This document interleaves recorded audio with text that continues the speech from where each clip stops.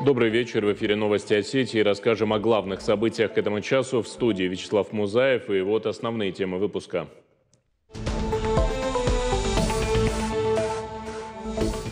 Молодцы наши детки. Да, не каждый взрослый сможет в экстремальной ситуации принять решение. За стойкость и героизм, проявленные при оказании помощи пострадавшим, школьники из Северной Осетии вручили нагрудные знаки. Награды и памятные подарки ребята получили из рук главы республики Сергея Миняйла. Коллеги, еще раз попрошу очень серьезно подойти к этому вопросу. Борис Джанаев провел совещание по благоустройству общественных пространств республики. В этом году запланированы работы более чем на 40 объектах на 181,5 миллион рублей.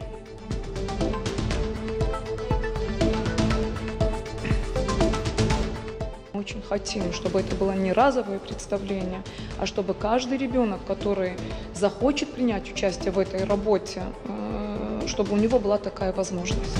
В Центре образования «Эрудит» состоялся показ спектакля на осетинском языке «Тотраз и Батраз». В постановке задействованы учащиеся школы. Сам спектакль стал символическим стартом для реализации инициативы по поддержке осетинского языка.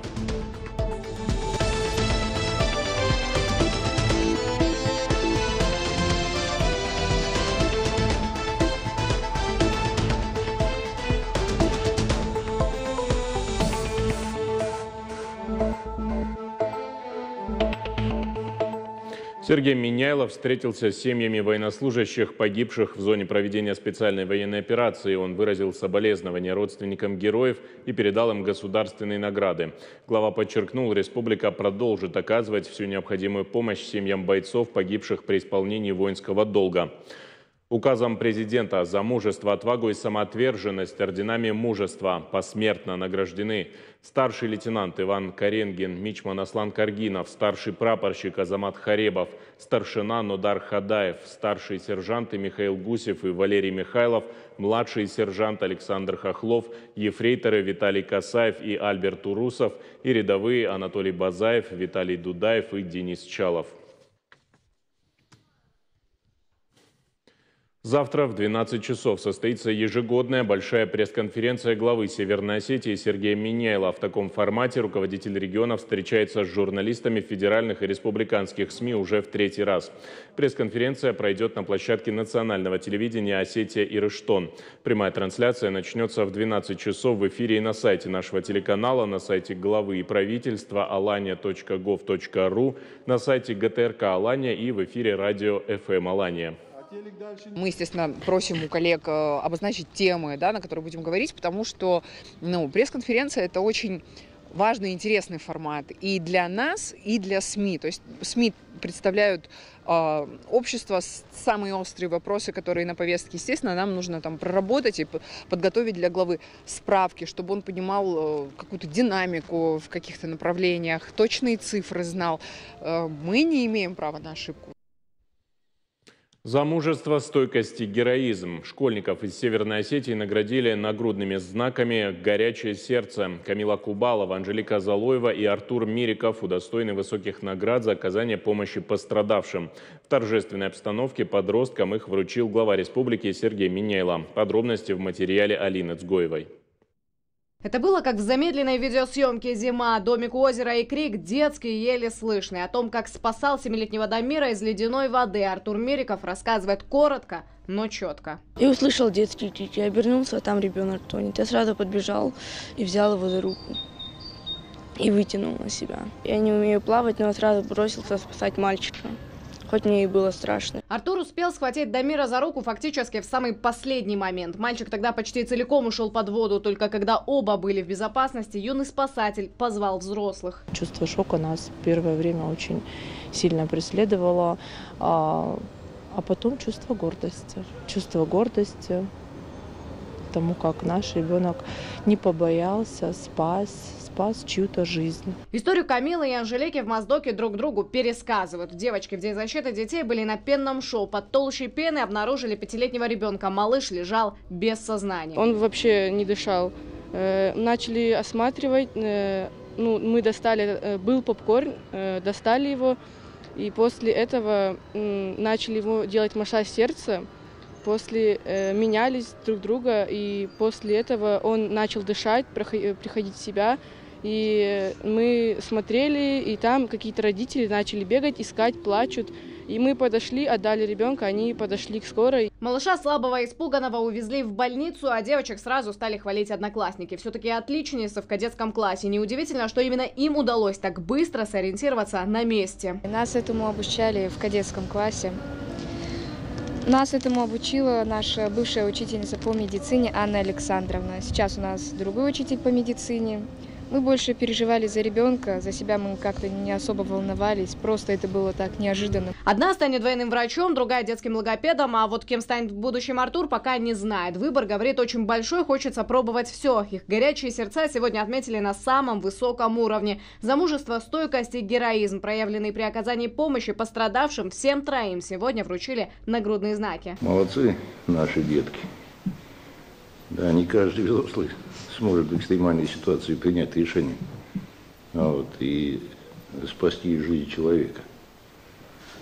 А вот наши дети молодцы, да?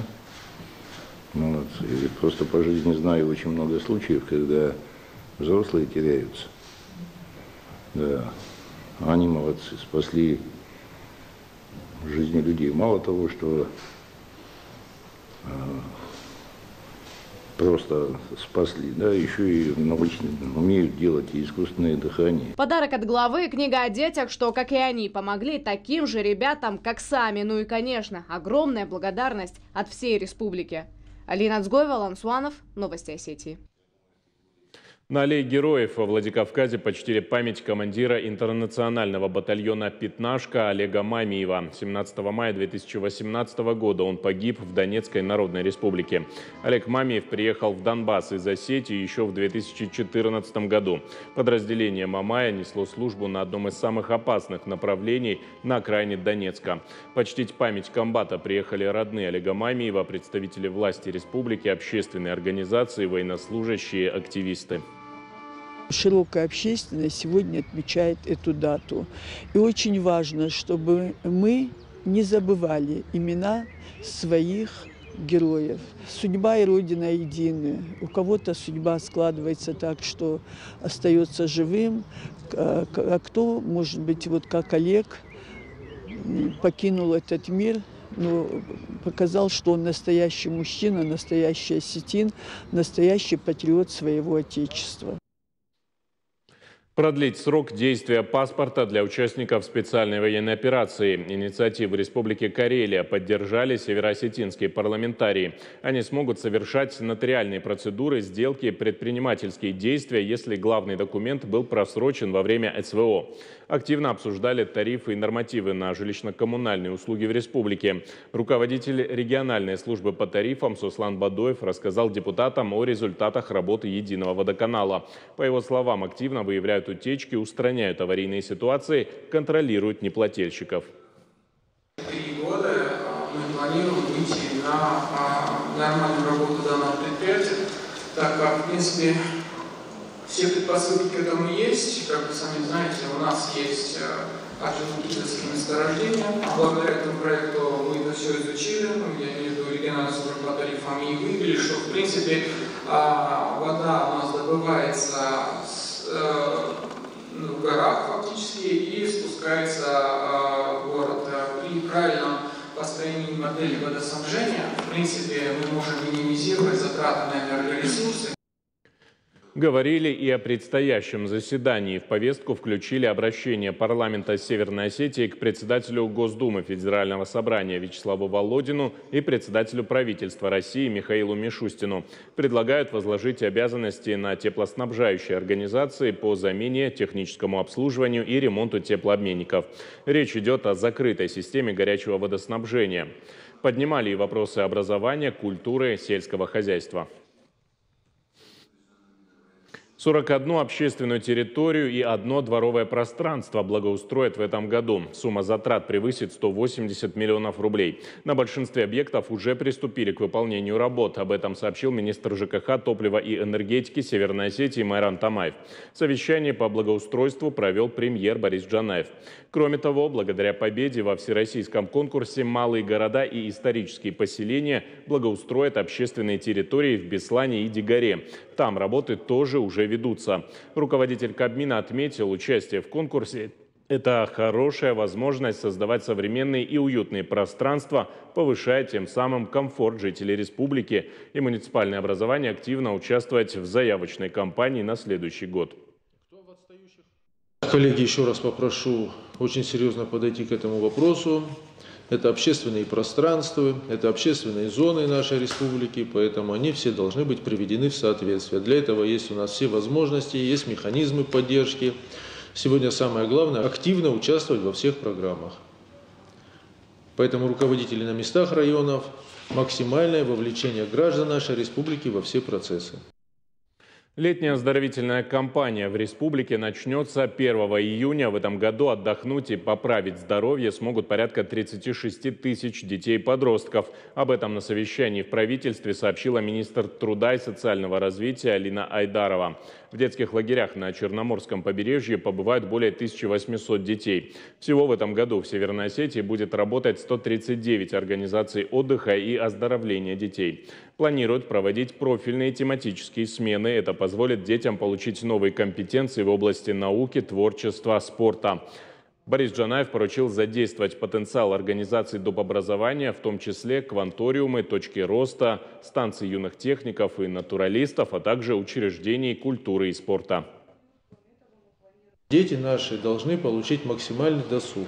У нас очень много площадок уже построено, точки притяжения, кванториумы. У нас хороший музей, национальный музей, у нас хорошие парковые зоны. Очень много сделано на территории республики, поэтому дети должны быть максимально вовлечены в досуговую программу. На это прошу обратить особое внимание, коллеги. Главное при проведении детской оздоровительной кампании – безопасность. Речь о пожарной и о водных объектах в купальный сезон.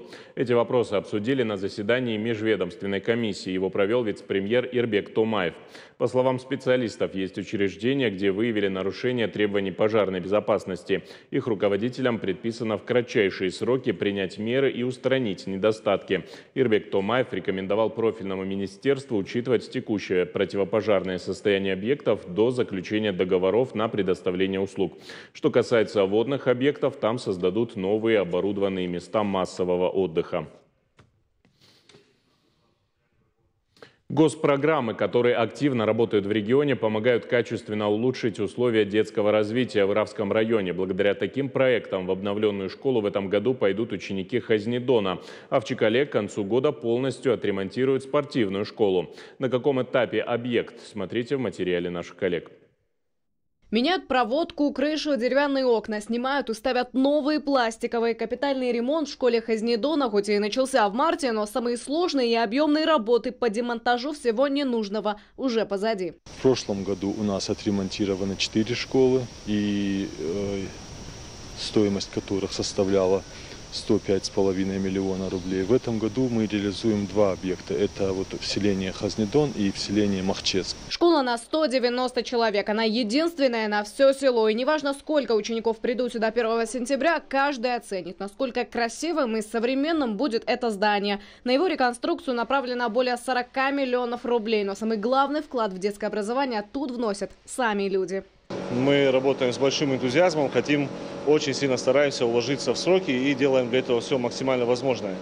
Мы пользуемся усилиями местных людей, живущих в селе. Ремонтные работы идут, в принципе, хорошими темпами. У нас не возникает особых сложностей, но с теми сложностями, которые возникают, в принципе, в ходе работы на любом объекте строительства, мы справляемся так, как у нас это получается на тот или иной момент. Прилагаем к этому максимальное количество усилий. А в Чакале для развития движения здорового образа жизни среди детей и подростков ремонтируют спортивную школу. Менять будут абсолютно все. Помимо секций бокса и вольной борьбы, тут будут и программные занятия физкультурой. Цель – создать самые лучшие условия для будущих чемпионов. Здесь очень много было моментов, которые не соответствовали. Это оконные блоки, они продувались, что там зал был прохладным.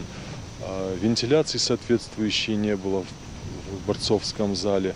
Сейчас это все будет устранено. К работам тут приступили недавно. Впереди демонтаж, но, как отмечают строители, хорошо видно, здесь старались поддерживать здание своими силами. Сделано на совесть, но для такого объекта недостаточно. Капитальный ремонт был очень нужен.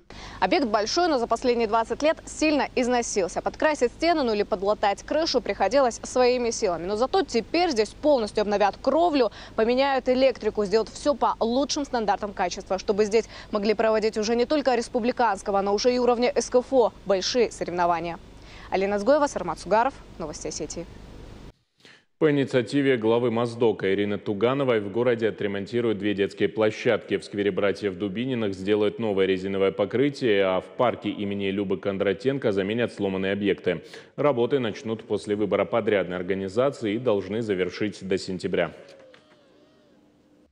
Общая сумма по данным расчетам составила 2 миллиона 70 тысяч 400 рублей. Контракт будет заключен по проведению электронных процедур, который в скором времени будет объявлен. И мы, соответственно, в соответствии с этими процедурами будем заключать контракт муниципальный по ремонту данных площадок. В Центре образования «Эрудит» состоялся показ спектакля на осетинском языке «Тотраз и Батраз» по мотивам осетинских народных сказок. В постановке задействованы учащиеся школы, а сам спектакль стал символическим стартом для реализации инициативы по поддержке родного языка. Уже с нового учебного года в школе «Эрудит» будет учреждена стипендия для лучшего ученика и учителя. Как прошла премьера и кому одними из первых удалось увидеть постановку, расскажет моя коллега Дана Малышева.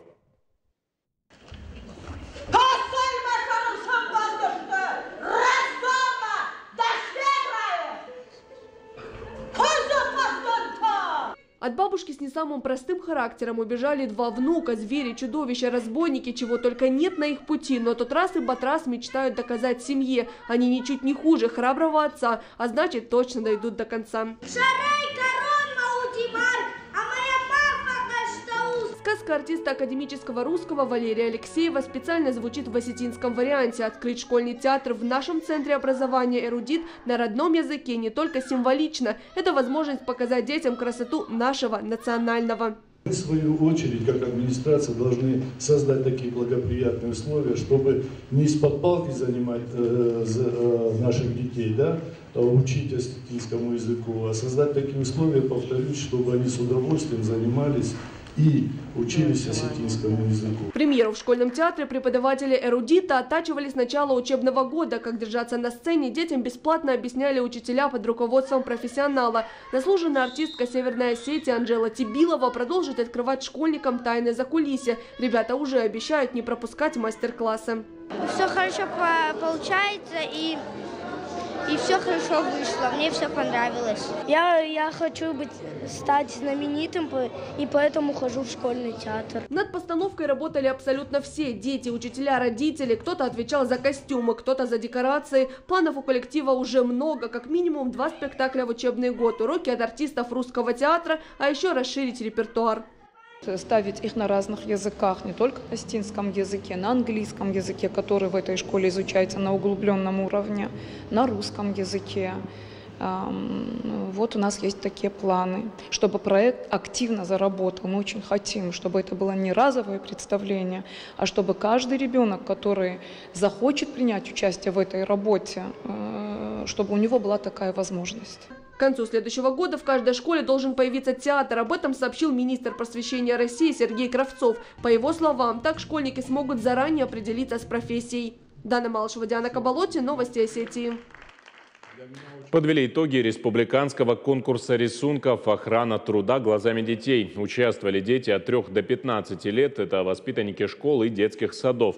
Всего межведомственная комиссия просмотрела свыше 200 работ. 15 ребят наградили дипломами разной степени, подарили сладкие призы и сертификаты на покупку канцтоваров и пожелали успехов и творческого развития. Отдельную благодарность Министерство труда и социального развития республики выразило преподавателям и наставникам участников.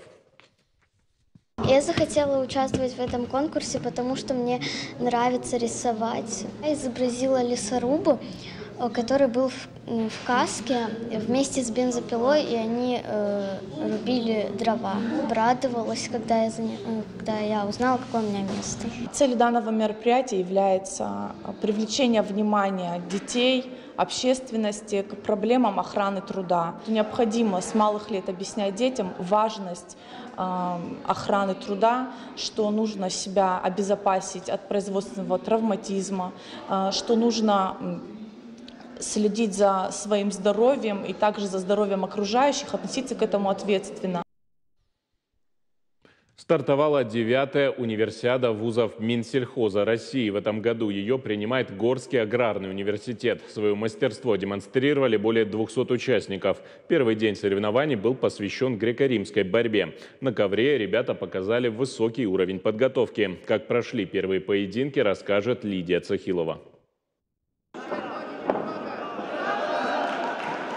Быстрая реакция, ловкость и физическая сила. Этот прием непростой в греко-римской борьбе. Именно ей был посвящен первый день универсиады. Арсалан Доев выступает в весовой категории 63 килограмма. Как сам признается, нет ничего сложного. Схватка за студентом электрфака ГГУ. К универсиаде готовился усердно. Занимаюсь спортом я с 10 лет. Поставили на соревнования представлять сельхоз. Согласился сразу, почему бы и нет. Через себя прогиб называется. На тренировках отрабатываем его, так что ничего нового.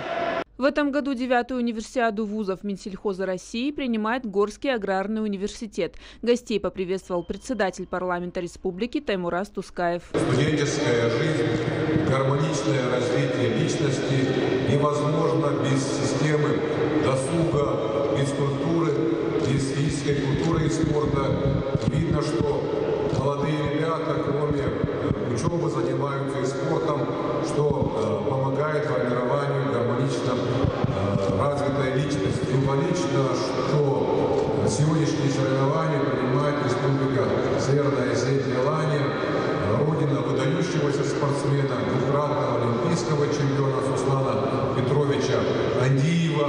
Свое мастерство демонстрировали более 200 участников. Они представляли 22 вуза. Ребята, как говорят эксперты, показывают качественную борьбу. Неплохие ребята представляют команду Башкирии, Башкирского аграрного университета.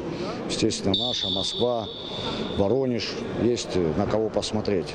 В очередной раз мы приехали традиционно к вам уже в гости на наш чемпионат. 12 мая открылись чемпионат по греко-римской вольной борьбе. Уровень очень высокий и важный для наших ребят, для нашей молодежи. Во второй день свои силы показали вольники, мужчины и женщины. Спортсмены выступили в 10 весовых категориях. Сейчас небольшой перерыв и снова на соревнования. Следующая универсиада пройдет в начале июля в Башкирии. Лидия Цахилова, Амиран Ампилогов. Новости Осетии. Это были все новости к данному часу. Я прощаюсь с вами. Всего доброго.